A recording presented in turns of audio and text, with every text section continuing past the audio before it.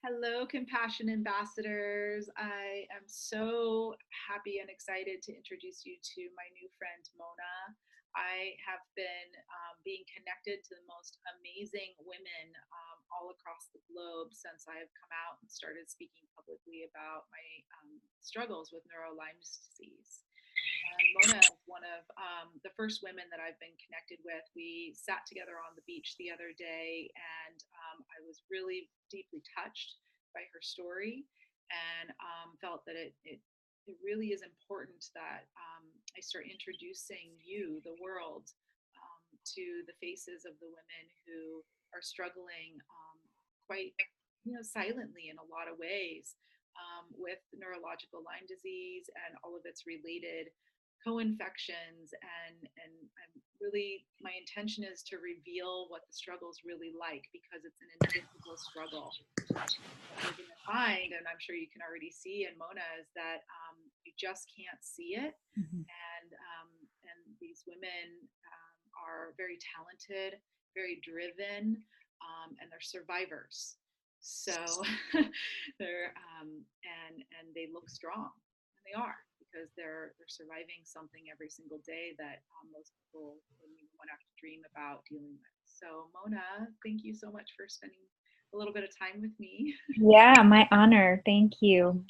Can you introduce yourself? Because I'm just getting to know you, and Yeah, so you can just set the stage for sure. me. Sure. So yeah, I was was a human rights lawyer.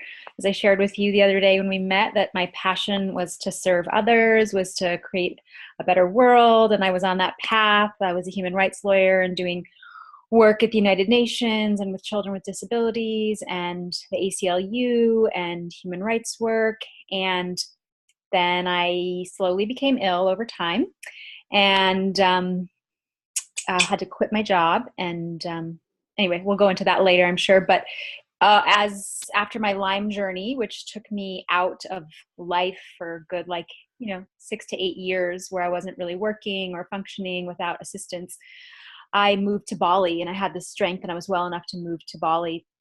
And when I moved there, I ended up diving really deep into a sort of spiritual realm, but also starting my own business. And I launched a brand, and started my own company called Nidra. As you know, Nidra, as mentioned in Yoga Nidra, like yogic sleep. And so I've launched a wellness travel brand that is an e-commerce brand, which is amazing because I can work from wherever my computer is. I can work if I'm in bed and can't get out of bed. I can, yeah, so I've launched that brand. I lived in Bali for the last 5 years. It was a very deep dive.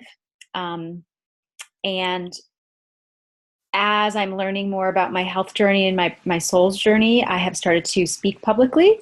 A few years ago, I started speaking publicly about my health, but more about resilience, about adversity, about overcoming darkness and actually sitting with it and seeing it as your teacher.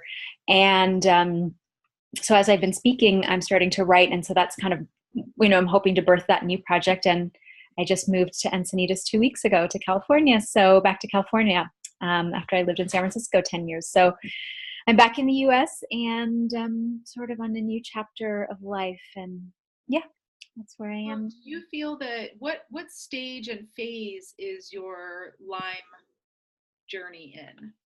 Well, it's so weird.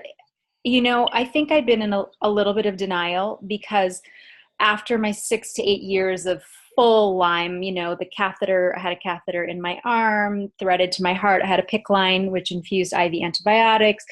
I lived with my parents. I lost 15, 20 pounds. I mean, I remember I could barely walk up the driveway, right? I was suicidal. It was very intense. After that whole journey, which feels like a lifetime, I thought I was cured of Lyme disease. And my tests came back negative, and I didn't need to take treatments anymore. I was never 100%. I wasn't exercising again. I wasn't working full time, but I was functioning in a way, functioning. And I know the there's functioning. so many levels of functioning. And if somebody asked me, compared to me, they would say you weren't functioning. But to me, I was functioning. I didn't need a caretaker.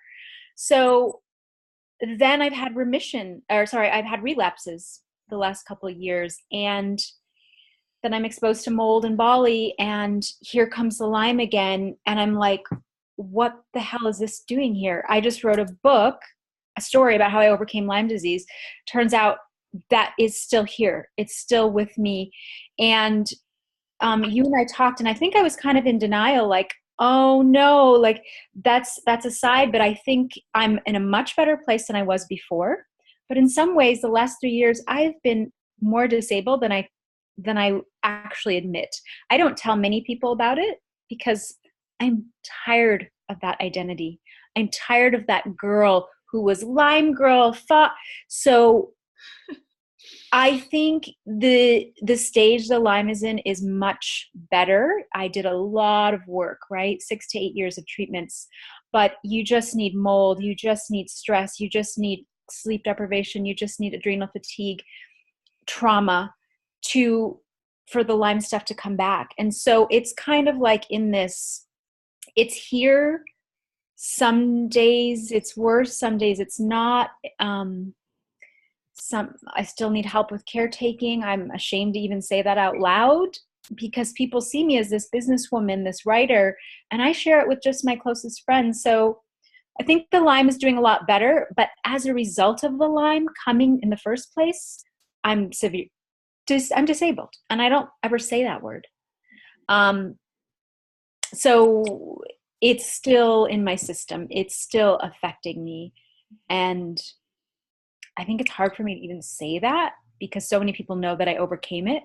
And I feel like a failure that I've done something wrong that I haven't completely. But that's the nature of Lyme, that remission or relapses, sorry, you know how my brain's not working so well, come and visit and yeah, come in waves. So I'm just exploring that again with my doctors to actually see where, it's there. It's there in moderate level for sure. Thank you so much for that. I literally just did a Facebook Live last night about this very thing. I'm feeling extremely called to educate people. I know that, like the people who are watching right now, they are compassion ambassadors in the world. Of course, there's more disease states than just Lyme's disease, but and it affects men and women. But here we are women who have been living this. For me, almost 20 years. For you, how many years? Probably 2006, so 12, yeah, about 12 years. And so more and more now, because of my own experience, and also once I've started talking to women like you, I started realizing, like, oh my God, no one knows what's really going on. Yeah. And we get our feelings hurt left and right because people can't see what we're struggling with, and they say things that are so, you want to call them unconscious, but no judgment. They're really just uneducated comments. And so now I'm wanting to share this. So thank you for covering that. A lot of people will throw out to you, no worries. Someone even did it on my Facebook Live the other night. Chin up, girl. I know tons of people who have been cured, and I'm thinking, right. Have you personally lived this for the last 20 years? Have you been through multiple cycles where you thought you were cured? I mean, do you know what it's like to dig yourself out of a black hole that you can't even begin to see the light? You finally get back into the light. You just start rebuilding your life. You start having dreams. You start playing. You start thinking everything's possible again. And then boom, you're taken out. Like, do you know what that's like?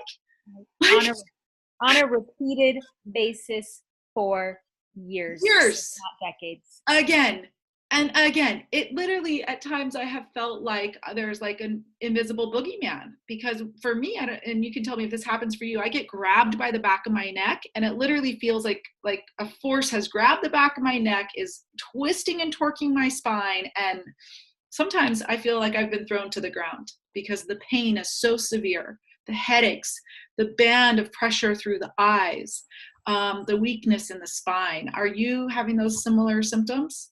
Mine weren't so spine related, but like I had very severe neuroborreliosis, neuro Lyme, where it affected my endocrine system and my psychiatric state. So like, I remember I was suicidal for like a month straight when they put me on a treatment, right? Because it was creating the Herxheimer reaction, the die off. And vertigo, vision problems, inability to make words. There was a month where I couldn't put butter on toast. I couldn't figure out how that would work. You know, I'm, as I shared with you the other day, I don't know how, I'm amazed that I run a business, you know, like it's amazing. Um, I'm impressed with myself, and my cognitive function is much better. But yeah, I had all kinds of neurological pain before, and I still get a lot of this in the head and the neuro. And I was just at lunch today, and I was like, I feel like I am on some kind of psychedelic drugs right now. I don't even feel like I'm here, but I've just got to pretend I'm with it Yeah. because that's all I can do. Right. I mean, I spent almost 3 years in bed when this first hit me in 2000 with meningitis and encephalitis. And I just, there just came a point where I was like, I've just started fighting tooth and nail to just figure out any little piece of normalcy I could start to carve out. And like you, once I started to put those building blocks of pieces of normality together, then I never wanted to even think about or talk about the illness, because I just felt like the second it seeps in and it takes over, and so that's been a really hard thing with this episode. It was like the dam finally broke, and it has now taken over my life again, and now I'm publicly standing in alignment with it, which is the one thing I really never wanted to have to do. Yeah, yeah, I understand. Yeah. So, can you share a little bit about how you were feeling the other day when we went to the beach? Yeah, you mean physically or Yeah, emotionally? physically, you just, I felt Oh, yeah. like, I really recognized that state. Yeah. So, So that was like a terror, a state of like being in complete terror. Like, don't not fear, not anxiety, terror. Where I've had a lot of PTSD, complex trauma, and it seems to be very linked to Lyme, especially a lot of the women I speak to, including yourself and others. And when I have episodes of trauma or early childhood trauma, I mean, there's enough I could don't have to go into that. I can have a treatment or something done to my body, and my body goes into a state of complete fight or flight. And I can't even handle a noise or a light, because what's happened is my whole brain, my head felt like when I saw you, I couldn't leave the house for 2 days or see anybody because I was afraid of everything. And my head felt like there, like you said, there was like a monster in there. There was pain. Nothing was moving. My vision was off. I couldn't make thoughts. I couldn't sleep. I was waking up every hour. I was crying hysterically. There's a lot of trauma wrapped in there, right? Because the nervous system is afraid, and the nervous system is affected by Lyme. And so the trauma and the Lyme kind of, they intertwine together, right? Because it's both about the nervous system. So my last 3 years has been working deeply on trauma with the most amazing practitioners, working deeply on reparenting my inner child. And as that trauma comes up, the Lyme gets triggered. It's right, it's a fight or flight. And my whole head, it's still recovering, but sitting with you at the beach was like, okay, I got my feet grounded at least. And I felt a little better, but I was, again, it felt like I was on psychedelic drugs, or some kind of horrible thing was injected into my brain. yeah, And pain, right here. It gets yeah, injected right here. exactly, right there. And It's intense. it's intense. And I mean, you literally can't explain it to anybody. There's not words to explain it. And so then I'm dealing with the physical and the emotional, right? Because I'm in fight or flight and I'm dealing with physical. And that's terrifying. I can handle the physical a lot better. When you've got that fight or flight added on, you just can do what you can to survive at the moment. Yeah. And then it's so hard because when you start reaching out for help, people, it's just, well, we're educating people, we need to start really growing our sort of network of love and this movement of compassion ambassadors, because it's not just a story. It's not a No, story you're making up in your head. It's no, just, I'm sorry guys, like it's just not. It's no, not a story. You're not making it up. No, no one's trying to do it for attention. no. It is the scariest thing you could ever imagine. And it's so hard to ask for help because honestly, you're kind of in a free fall.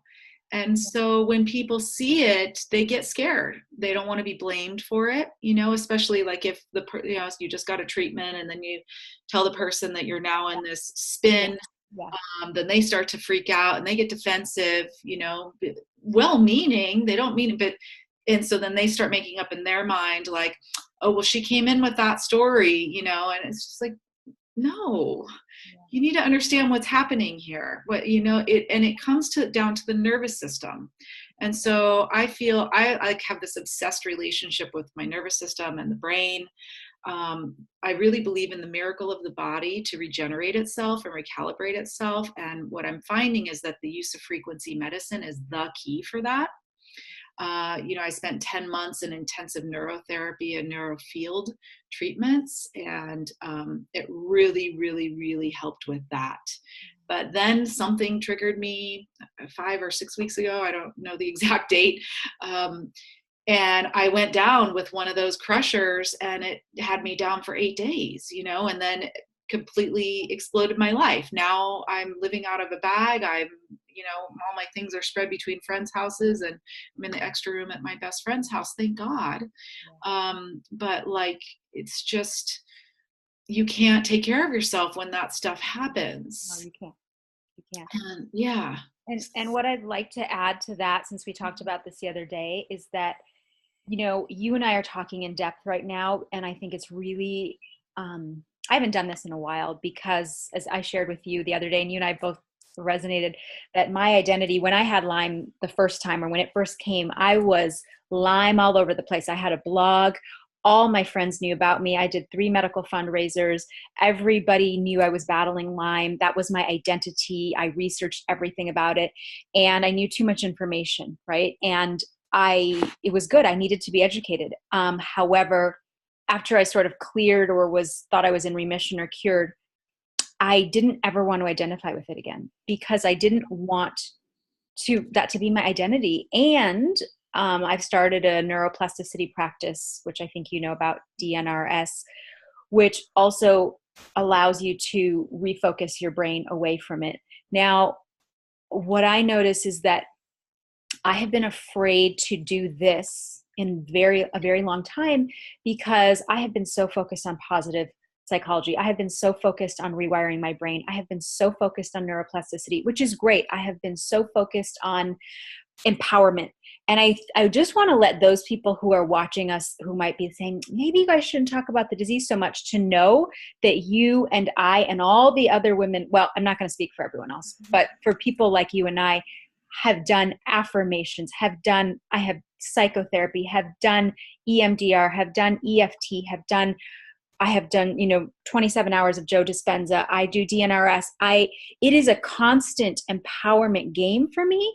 And the other side is, like you shared with me the other day, there is also the beauty that comes with embodying the dark space that we, fortunately or unfortunately, are in this life journey.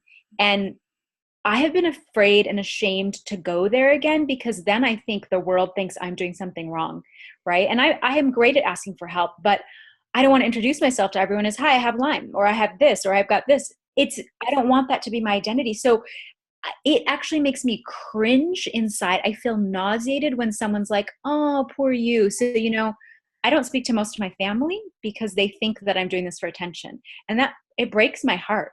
But I don't have a relationship with them because they think I want this. And the only thing I want is to not have this, right? I actually don't want any of this identity, none. And I know that it is actually a calling to be here to speak, to empower, but also to speak the truth. And this is the truth. And so I just want to thank you for allowing me to shine light on the shame that I've been carrying, that, oh my gosh, if I'm sick for 12 years, well, I must be doing something wrong.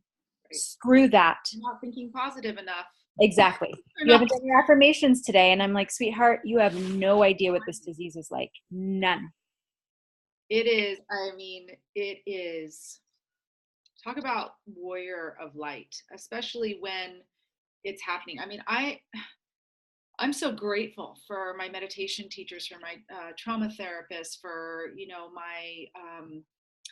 my brain training guru, for all the work that I've done over the last 20 years, because I need every Mhm. freaking tool in my tool belt 24/7 every day, because it is a constant vigilant sort of awareness of what's in the minefield, and how am I playing with it, and how is what's in the mind field related to what's in the body field, in terms of the pain body and the emotional body, and what's trauma field versus emotional field versus Yeah. mind field. And then from there, then you even just go into energetics and then environmental sensitivities.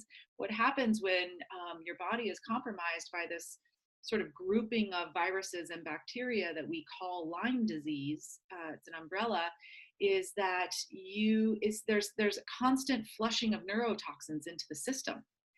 So we are working against, we are having to deal with a biochemistry that no one else is having to deal with.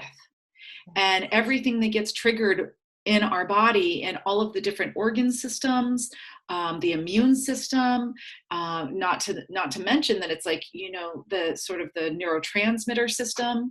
And sometimes it literally feels, I've at times when I watched Hunger Games, I was like, oh my God, that's my life.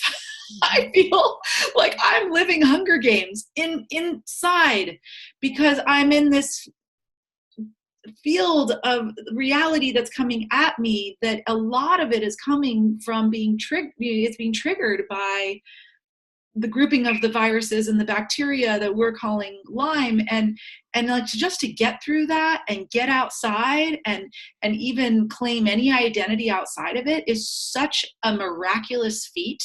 It is such a superhero adventure. And it takes so much dedication to being clear about not running stories, and being clear about how to work with the emotions, and being clear about how to work with pain. And it takes a lot. So please, please, please, please, friends, you know, look at your own stories when someone presents with a need for help, and your first go-to is, well, I think they're just running a story, and I think that that's perpetuating, and I think that they're just, it's too much. It's like, first of all, who are you to judge? Secondly, where's your compassion? And third, how about holding space, ask questions. One of the things that is so, so, so important with this, and I mean, I'm so vigilant about my words. I hate the word disease. And now that I'm speaking openly about this, it's kind of like, well, for lack of a better term, this is called a disease. don't, I know that I'm working towards the cure to that. And and it's in my body right now. And so it's all about having the best relationship possible with that. And so, but sometimes it sheds its skin. It flushes your whole system with neurotoxins. It attacks your endocrine system. And I mean, it's like a bad drug trip. I mean, imagine your worst mushroom trip ever, and like you're just trying to like see your way through. I mean, that's the reality. And then on top of it, the pain that locks down, and the way that the nervous system starts to freak out. And it's very, it's so much more than what words can explain. I hope that as we start talking, that people will begin to have more compassion and understanding, and realize that, yes, thank you, we love Joe Dispenza. Yes, thank you, we are thinking positive. Yes, we're meditating, we're brain training, we're we're doing affirmations, we're pumping ourselves up, and there's a thing happening, and it's real, Yeah. and it's scary. Yeah. And when something gets a hold of your nervous system, let me tell you, you don't have a lot of choice. No, you don't. You Your don't. choice is to ask for help, but then we need to be met with compassion. And so for anyone who knows anyone in their lives that has any sort of neurotrauma, traumatic brain injury, neuro-Lyme, any sort of neurological disorders, inflammatory disorders, one of the most important things to do is to ground. And that's Yes. what we did the other day. The other day, exactly. When someone presents in that state, drop your story that they're in a story. Right. and assess the situation and understand, I'm dealing with a nervous system here. Yeah. What is this nervous system going through, and what does the nervous system need? The nervous system is going to need to remove the stimuli. Yes. It's going to need to feel safe. Yes. It's going to need to get plugged into the earth. Yeah. So laying down on the ground, if you're not near a beach, if a friend can help you lay down on the ground and they can place their feet right here on the shoulders and even hold the base of the head, even put a hand on the heart and calm the nervous system. What happens is it jumps forward in the body. It makes us feel even less safe. So what we can do for each other by knowing how to hold each other literally is we can, the spine and all the organs and the entire system can settle back into the support of the earth. Yes. When we walk on the beach barefoot, even though you had a cut toe, you're like, I'm getting my toesies in this sand. Get on the beach barefoot. You need to bring an umbrella because the sun is going to be too much stimulus, so you need to do everything you can to help that friend, remove any environmental stressors. Chants, sacred chants are a phenomenal healing tool. A warm bath with salt is a phenomenal healing tool. Holding a friend's hand when they're going through that, phenomenal. What really makes it worse is that whole weird thing that happens where like they don't believe you, or they think you should push harder, or someone said to me recently, one of my best friends, like, you're more functional than most people. Wow. Like, she's like, and I was just like, wow, Wow. that hurts, like, to be having your life closed in on by this disease, and to have every day about this freaking ridiculous vigilant management of energy, and be only being able to do the little things that you can do, and then to be told that should be good enough for you because that's how other people live, is like, wait, what? Yeah. I have a right to be well and whole and to say, like, this is not how I want to live. I want my freaking life back. Of course. Of course.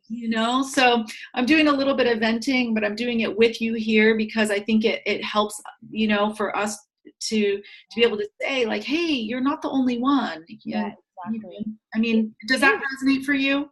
Yeah. And I mean, I feel very lucky in that I've actually never had one friend in 12 years tell me anything in any way, shape, or form that was like, we don't believe you, you're full of shit, you're making up a story. However, I've had most people in my family say that. So my friends have become my family, and I'm also very discerning, right, of who I invite now into this space, because I know not there may be some people who are going to react, and that might not be the right person to bring in.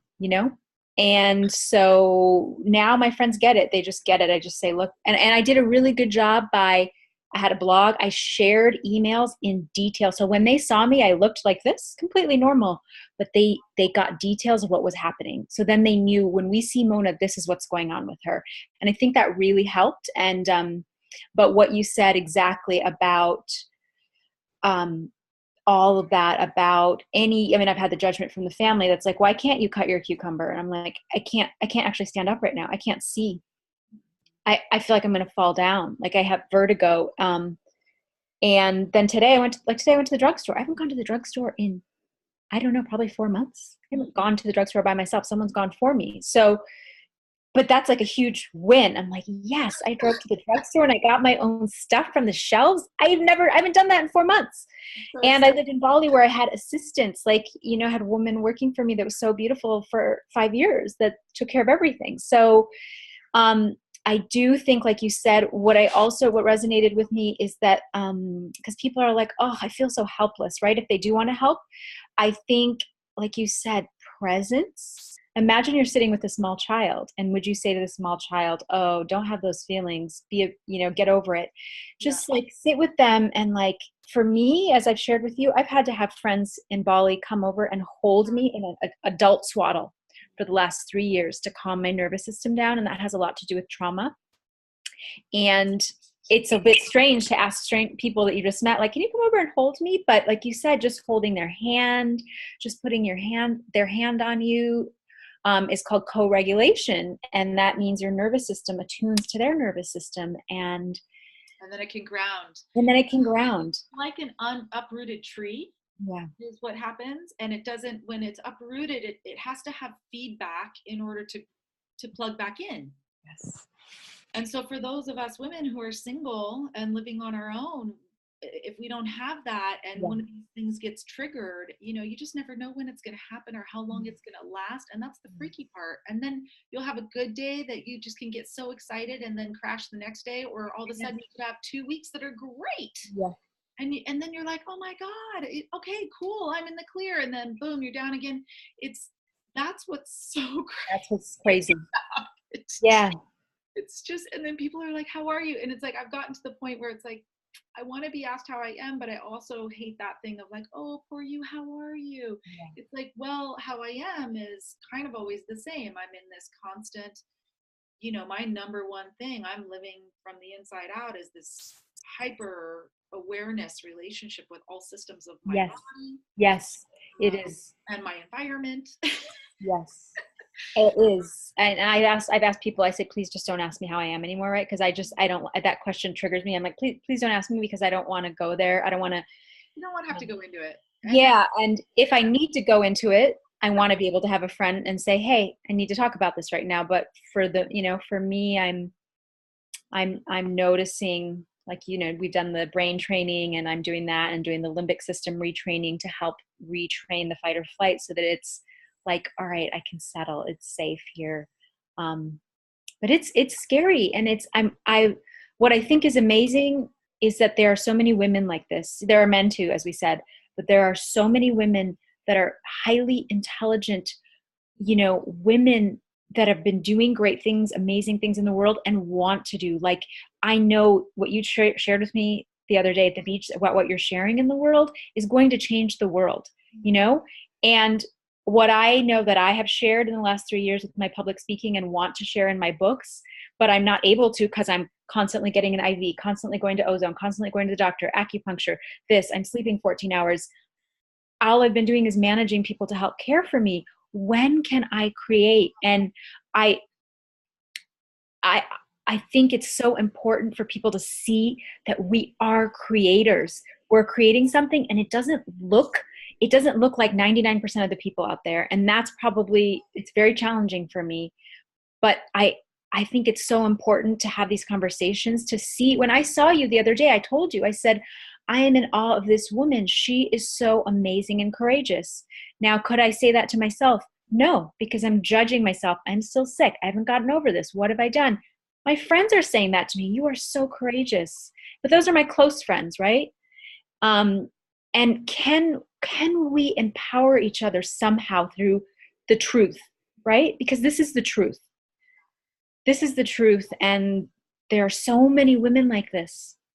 So many men too. But yeah, and like you said, why is it that we're living alone, right? If I had cancer, I would probably have 70 people at my doorstep. Now I'm living alone, and nobody understands and knows. Even my parents who understand, they still are like, we don't quite believe you.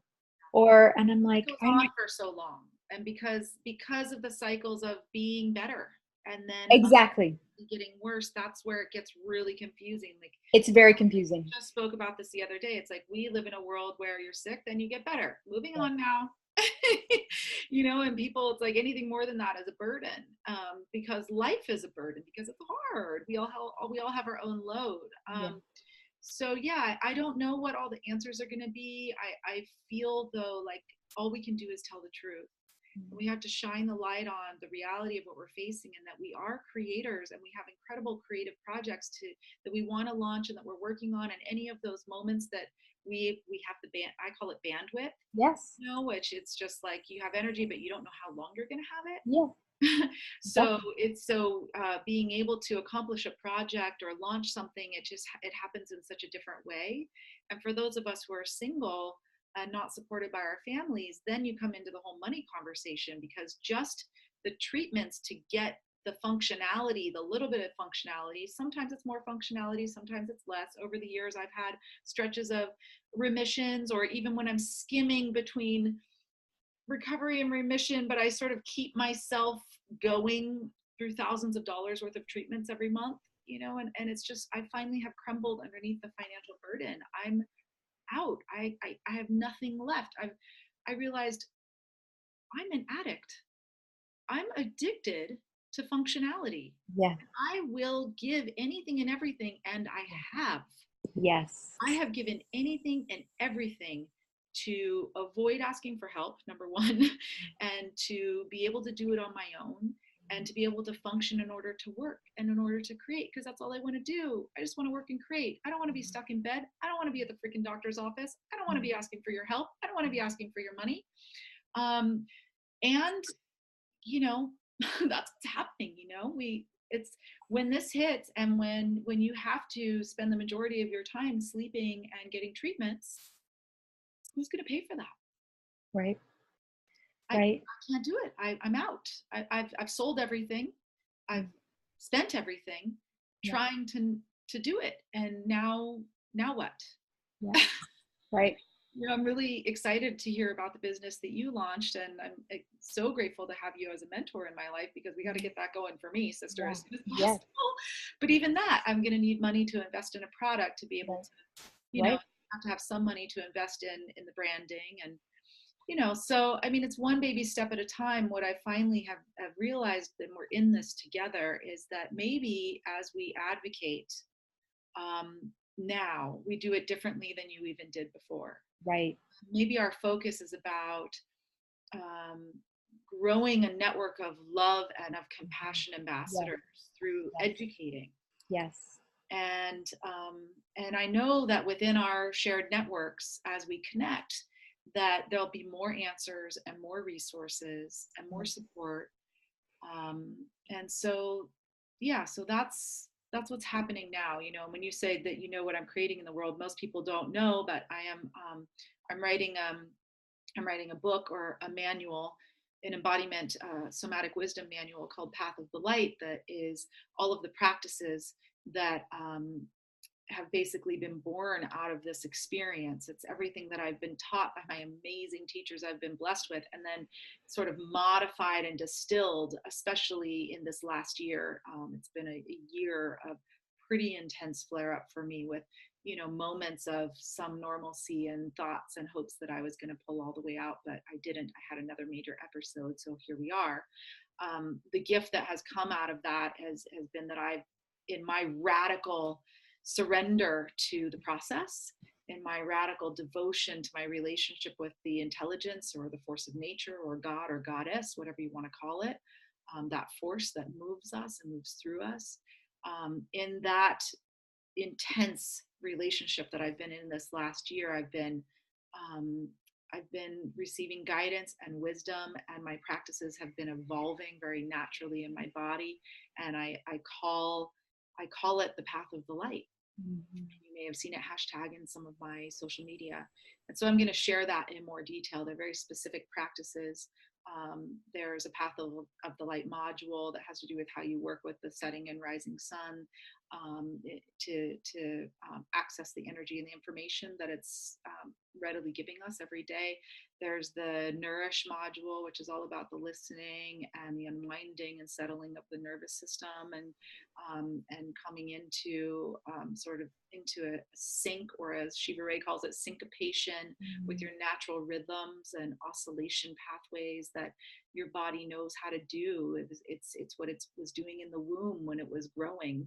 And I firmly believe that as we are essentially in another type of womb now, and Yes. so spending time daily, if possible, allowing your body to do what it needs to do, and to move and moan and breathe in the way that it needs to in order to go through this growth process is incredibly healing. Then I take those oscillation pathways and I stand them up in the Explore module, where we're going to be working with the Pranadanda, which again is an amazing tool that Shiva Ray and Dimitri have been bringing to the world. The hoop, the silk swing, somatic swings that I use therapeutically, and my dear friend Amora is a master at, and we're exploring, all these therapeutic swing things, and so on, and then the final module of that path of the light I call matrix. And that's all about how do we work with our systems? How do we come into the highest intelligent relationship with the nervous system, with the brain? How do we program the brain? How do we work with frequency, medicine, and like technologies to optimize our experience of embodiment? So all that is coming, and I can see it so clearly. It's just a matter of having the bandwidth, Exactly. to be able to actually fully have that come through my fingertips and out into the world. Exactly. Which is so frustrating, because you're like, I can see it. All I want to do is work. It's And it's like, so I frustrating. have to sleep for 3 more hours. And you go down again. And this is, I have been in contact with several women like this around the world. I have a friend in South Africa that I know from when I lived in Bali, and she's going through the same thing. And she is one of the most, she's one of the wisest, most in tune, intuitive souls I've ever met. And she coaches people on their life purpose. And it's just like, I really feel that the women going through this have deep gifts that they are offering, like yourself, that they are just gifts that take a long time to cultivate, that there's no there's no time limit on these things. Like, you've been cultivating it probably your whole experience. I'm cultivating this my whole last 20 years. Thank you for saying that. And that's how it's going to shift. That's how our advocacy from this point forward is different, is that yes, there is this big scary disease. Yes, it feels like an invisible boogeyman. We need to talk about it. It's trackable, it's testable, it's real, and it has an effect. And I'm personally engaged with the experience of it as an embodied awakening. Yes. So Yes. that's the difference. That's the difference. It's the difference. And I didn't know that, when this is 10 years ago, whenever, when I had like full blown Lyme, I was like, I can't wait to get through this so I can go back to being a human rights lawyer. Yay. That wasn't going to happen. That's not why I came here. And it's like you said, this is our cocoon. It's our initiation. And it's not a 1-year initiation. It's not a 2-month initiation. It's a 12 to 20-year process. And it doesn't look like the rest of the world stuff, but I know what you're birthing, what my friend Kelly is birthing, what I'm birthing, that they have real truth, because we've been through the whole gamut. You've gone through depression. I mean, everything is Lyme is embedded with adrenal fatigue, hypothyroid. It's like every disease wrapped into one. Someone asked me, what are the symptoms? I said, I would be here for 2 days. Right. I would list literally, and it's not just that, it's the physical, it's the emotional, it's the energetic, it's the ancestral, it's the spiritual, it's the connection to divine God. There is everything, right? And I feel it's my portal, like we talked about. And it's a painful freaking portal, but it's my portal to awakening. And it's not easy work. And I'm so grateful there are people like you sharing this, Well, we're sharing it together. This is the beginning, we'll talk more. And I think this is a really great note to close on, because Yeah. it's a different attitude. And so no friends, family, people who are just seeing us for the first time. Yeah. No, we are doing everything in our power. And Yes. we love all the hacks. Yes. Yes. we're in All. we're in a deep, deep initiation, and the darkness is beyond what we can really put words to. Yes. Doing our best to work with it. We're embracing it as this. I literally at times have felt like I can feel the energy almost turning inside out, like it's pulling through me and like birthing. And it's like, oh my God, I just turned inside out. How do you even, what? I can't believe this is happening. But this is what we're doing, and we're going to keep holding it as a process of embodied awakening, but that doesn't mean we don't need help. Exactly. Exactly. So one of the ways that people can help, and this, I'm going to share this on my Patreon page that was created by my soul sisters. It's patreon.com/network of love. If you happen to be seeing this on YouTube. And that's where I am, sharing more about my story, introducing you to other women like Mona, and also asking for donations for my treatments so that I can get further on my path. I'm very hopeful that frequency medicine has the answer for us. I'm very hopeful that we can find the actual cure. I'm very frustrated by people misunderstanding and saying that people are cured when they're not, because that's all part of this sort of downward spiral cycle of shame and embarrassment, and it's just, so please understand that. I don't know anyone who has yet actually been fully cured. I am hearing, and it sounds like through the use of frequency medicine and resonance, that we can actually obliterate these viruses and bacteria out of our body. We will then need to rebuild. So it's not like oh, you get to go do that and then you get to go home. It's like a long process. You have to go to another country for a month, receive treatments, be on your deathbed sick. You have to have a caretaker with you. You basically have to exorcise these demons from the body. Yeah. And then you have to figure out, okay, where was the damage done, and go in and rebuild all the systems. Yeah. So we are learning so much here, and we are totally willing to do the work. We need help. What I would love to do is create a foundation. I would love to turn the Soul Sisters Network of Love into a 501c3 foundation that will give grants to women like Mona and myself, and we between us already know at least 20 other amazing women.